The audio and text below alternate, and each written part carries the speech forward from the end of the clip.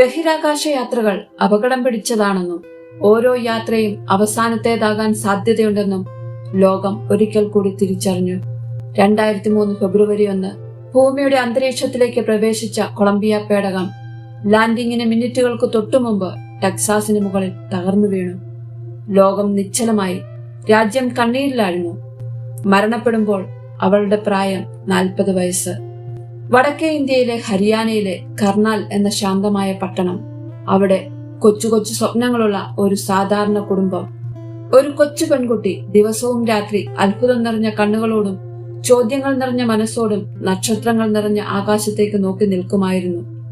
മറ്റുള്ളവർ തലയ്ക്കു മുകളിലൂടെ പറക്കുന്ന വിമാനങ്ങൾ കണ്ട് സന്തോഷിച്ചപ്പോൾ അവൾ അതിനുള്ളിലിരുന്ന് യാത്ര ചെയ്യുന്നതായി സങ്കല്പിച്ചു. ഒരു ദിവസം അവൾ നക്ഷത്രങ്ങളോട് മന്ത്രിച്ചു, "എനിക്ക് വേണ്ടി കാത്തിരിക്കുക, ഞാൻ വരുന്നുണ്ട്." അവളുടെ പേര് കൽപ്പന ചൗള. 1962 മാർച്ച് 17 വ്യാപാരിയായ ബൻസാരിലാൽ ചൗളയുടെയും വീട്ടമ്മയായ സഞ്ജോതി ചൗളയുടെയും 4 മക്കളിൽ ഇളയവളായി ജനനം. 1947 ഇന്ത്യ വിഭജന സമയത്ത് കിഴക്കൻ പഞ്ചാബിലേക്ക് കുടിയേറിയ പഞ്ചാബി ഹിന്ദു കുടുംബം.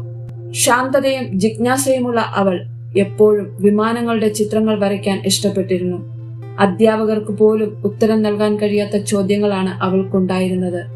അസാധാരണമായ മൗനവും ലക്ഷ്യബോധവും കൊണ്ട് സ്കൂളിൽ അവൾ ശ്രദ്ധിക്കപ്പെട്ടു. വിമാനങ്ങൾ പറന്നുയരുന്നതും ലാൻഡ് ചെയ്യുന്നതും കാണാൻ വേണ്ടി മാത്രം മണിക്കൂറുകളോളം സൈക്കിൾ ചവിട്ടി പ്രാദേശിക ഫ്ലൈയിംഗ് ക്ലബിൽ പോകുമായിരുന്നു അവൾ. കർണാലിലെ ബാൽ നികേതൻ സ്കൂളിൽ പഠിച്ച അവൾ കണക്കിലും ശാസ്ത്രത്തിലും മികവ് പുലർത്തി. മകളെ ഡോക്ടറോ അധ്യാപികയോ ആകാൻ പ്രോത്സാഹിപ്പിച്ച പിതാവിന്റെ താല്പര്യത്തിനെതിരായി 1978 പഞ്ചാബ് എഞ്ചിനീയറിംഗ് കോളേജിൽ എയറോനോട്ടിക്കൽ എഞ്ചിനീയറിംഗിന് ചേർന്നു. ആ കോളേജിലെ ഏക പെൺകുട്ടിയായിരുന്നു അവൾ. മറ്റാരേക്കാളും വേഗത്തിൽ സമവാക്യങ്ങൾ പരിഹരിച്ച് 1982 1ാം സ്ഥാനത്തോടെ ബിരുദമെടുത്തു ആകാശത്തെ സ്നേഹിച്ച ആ പെൺകുട്ടി. ആകാശങ്ങളോടുള്ള അദമ്യമായ അഭിനിവേശമായിരുന്നു മറ്റാരും തിരഞ്ഞെടുക്കാത്ത വഴിയിലൂടെ സഞ്ചരിക്കാൻ കൽപ്പനയെ പ്രേരിപ്പിച്ചത്. അവളുടെ കൂട്ടുകാർ ഇന്ത്യയിൽ ജോലിക്ക് ശ്രമിച്ചപ്പോൾ കൽപ്പന വീണ്ടും ആകാശത്തേക്ക് നോക്കി. ബിരുദാനന്തര ബിരുദത്തിന് അമേരിക്കയിലെത്തിയ കൽപ്പന ആർലിംഗ്ടണിലെ ടെക്സാസ് യൂണിവേഴ്സിറ്റിയിൽ ചേർന്നു. 1984 എയ്റോസ്പേസ് എഞ്ചിനീയറിംഗിൽ ബിരുദാനന്തര ബിരുദം നേടി. 1986 സയൻസിൽ രണ്ടാമതൊരു ബിരുദം കൂടി നേടി. 1988 കൊളറാഡോ യൂണിവേഴ്സിറ്റിയിൽ നിന്ന് PhD.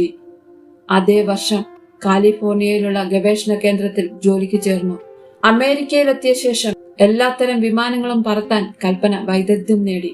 വിമാനങ്ങളോടുള്ള ഈ അടങ്ങാത്ത സൗഹൃദം അവളുടെ ജീവിതത്തെ ഒരു വൈമാനികനുമായി അടുപ്പിച്ചു. അവളുടെ സ്വപ്നങ്ങൾക്ക് പിന്തുണ നൽകിയ ജീൻ പിയറി ഹാരിസൺ എന്ന അമേരിക്കക്കാരനെ 1982 വിവാഹം കഴിച്ചു. പിന്നീട് കൽപ്പനയും അമേരിക്കൻ പൗരത്വം സ്വീകരിച്ചു. ഓരോ സമവാക്യവും ഓരോ പുതിയ ഫോർമുലകളും അവളെ നക്ഷത്രങ്ങളിലേക്ക് എത്താൻ സഹായിക്കുന്ന ചിറകുകളുടെ ഭാഗം പോലെയായിരുന്നു.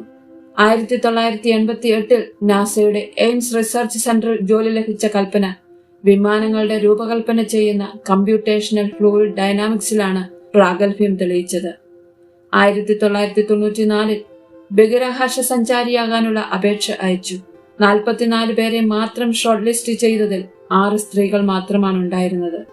അതിൽ ഇന്ത്യയിൽ നിന്നുള്ള ഒരേ ഒരാൾ കൽപ്പന ചൗളയായിരുന്നു.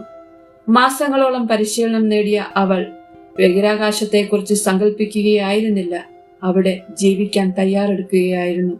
1997 നവംബർ 19 കൽപ്പനയും കൂട്ടരും സ്പേസ് ഷട്ടിൽ കൊളംബിയ STS-87 ബഹിരാകാശത്തേക്ക് പറന്നു. അങ്ങനെ ബഹിരാകാശത്ത് പോയ ആദ്യ ഇന്ത്യൻ വംശജയായി കൽപ്പന ചൗള. 15 ദിവസം നീണ്ടുനിന്ന യാത്രയിൽ അവർ 252 തവണ ഭൂമിയെ വലം വെച്ചു.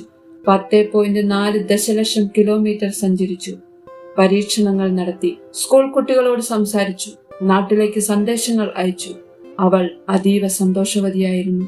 രാത്രിയിൽ ആകാശത്തേക്ക് നോക്കി നക്ഷത്രങ്ങളോട് സംസാരിച്ച ആ കൊച്ചു പെൺകുട്ടിയുടെ അതേ ആവേശത്തിലും സന്തോഷത്തിലും അവൾ പറഞ്ഞു, "ഈ കാഴ്ച വർണ്ണനാതീതമാണ്.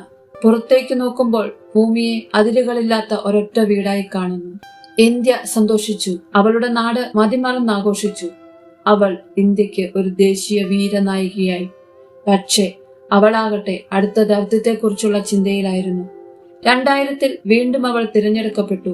ഇത്തവണയും അതേ കൊളംബിയ ഷട്ടിൽ STS 107 വേണ്ടി. പക്ഷേ വിധി പലതവണ ദൗത്യം വൈകിപ്പിച്ചു. സാങ്കേതിക പ്രശ്നങ്ങൾ, പുനഃക്രമീകരണങ്ങൾ, സുരക്ഷാ പരിശോധനകൾ, അങ്ങനെ പല കാരണങ്ങളാൽ 2 വർഷത്തിനിടെ 13 പ്രാവശ്യം നീണ്ടുപോയ യാത്ര 2003 ജാനുവരി 16 തുടങ്ങി. 7 സഞ്ചാരികൾ ഉണ്ടായിരുന്ന യാത്രയിൽ കൽപ്പന മിഷൻ സ്പെഷ്യലിസ്റ്റ് ആയിരുന്നു. അവർ 16 ദിവസം 80-ലധികം പരീക്ഷണങ്ങൾ നടത്തി. വീഡിയോ കുറിപ്പുകൾ അയച്ചു, സ്ക്രീനിലൂടെ പുഞ്ചിരിച്ചു, സ്നേഹം കൈമാറി. ഒടുവിൽ മടങ്ങാനുള്ള ദിനമെത്തി.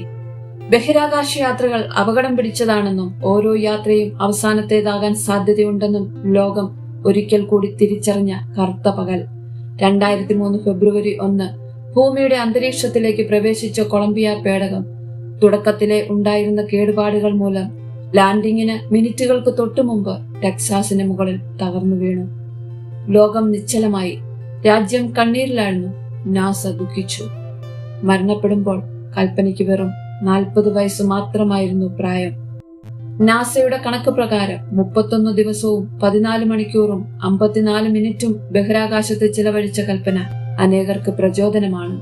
സ്വന്തം മണ്ണിൽ ജനിച്ച ഒരാളോടുള്ള വെറുമൊരു ആരാധനയല്ല, മറിച്ച് ആകാശസീമ കടന്ന ആദ്യ ഇന്ത്യൻ വനിതയോടുള്ള വീരാരാധനയാണ്.